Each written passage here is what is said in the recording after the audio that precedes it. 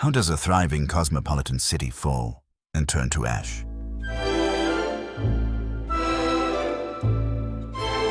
Smyrna was one of many enclaves of Hellenic life along the Anatolian coast, Greek in character, yet encircled by a vast Turkish heartland. Beneath its beauty, the ground was shifting. The Ottoman Empire was dying in pieces, carved apart while still alive, borders slashed through towns, neighbors and bloodlines that had stood together for centuries. But Smyrna was far more than a fault line between nations. It was a world unto itself. Its harbor glimmered with ships from every shore, Greek balconies beside Ottoman arches, beside European facades, the whole city a tapestry of cultures. In cafes, laughter rose and tavli pieces cracked against the boards. Played by Greeks, Turks, everyone who called the city home. Armenian, Jew, Levantine, whoever you were, Smyrna held you with the same easy familiarity. In few cities on earth did mosques, churches, and synagogues share the same sky so naturally.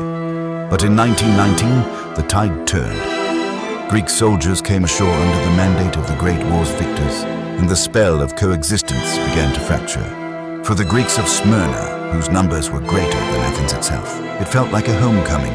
Flags, hymns, tears of joy. But for the Turks watching from their doorways, it felt like a wound reopened. Another piece of their world taken as the empire around them crumbled. With the backing of Great Britain, the Greek army advanced far beyond Smyrna, deep into Anatolia.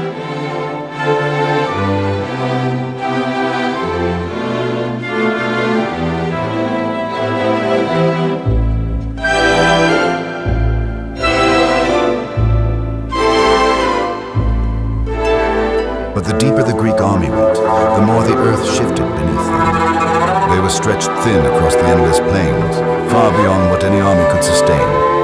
By 1922, the advance had turned to retreat, and behind them came the refugees, a river of families with no home left but Smyrna. In the most critical moment, Britain was nowhere to be seen. The Greek army escaped across the Aegean, leaving behind the refugees who had followed them into Smyrna, defenseless. They were left entirely at the mercy of the advancing Turkish forces.